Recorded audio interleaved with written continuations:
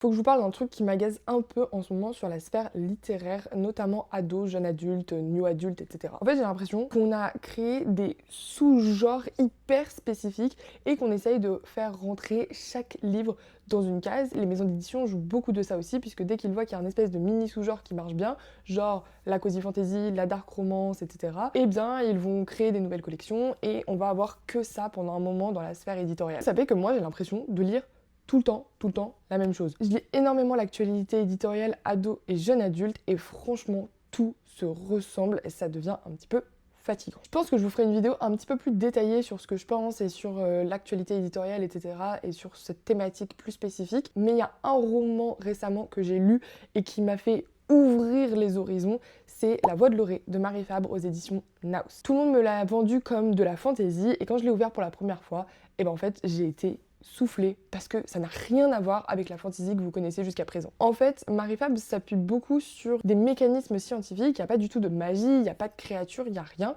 La seule chose qui définit le fait que ce soit une fantasy, c'est parce qu'il y a un élément qui s'appelle l'orée, qui est une sorte de radioactivité qui n'existe pas dans notre monde.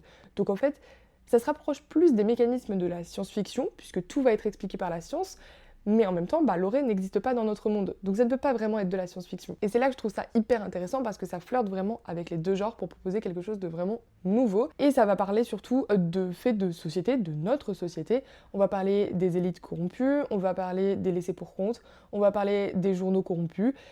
Vraiment, c'est brillant, je trouve, et surtout avec une plume absolument magnifique, je vous le recommande chaudement. On y suit Hatcher, un journaliste au Molibert qui, pour sa première enquête, va se voir confier une biographie d'un type assez intéressant quand même, puisque c'est lui qui a permis tout un tas d'innovations avec l'orée, le fameux nouvel élément. Sauf que Hatcher, une biographie, ça l'intéresse pas tant, lui il a une âme d'enquêteur, et donc il va plutôt s'intéresser à d'autres sujets, notamment en ce moment il y a un mystérieux médecin qui soigne un mal inconnu dans les quartiers populaires. Et pour Hatcher, c'est l'enquête parfaite pour pouvoir faire ses armes et montrer qu'il est capable de faire plein de trucs. À côté de ça, la société est bouleversée par le meurtre de plusieurs domini, l'élite dominante et politique de la société. Et à travers son enquête, Hatcher va découvrir pas mal de choses sur tous ces maux qui semblent sévir dans la société. Si vous ne connaissez pas encore cette saga, je vous la recommande très chaudement, surtout que le tome 3, le dernier tome de la saga, sort aujourd'hui même, le 18 mars, donc foncez en librairie. Bisous!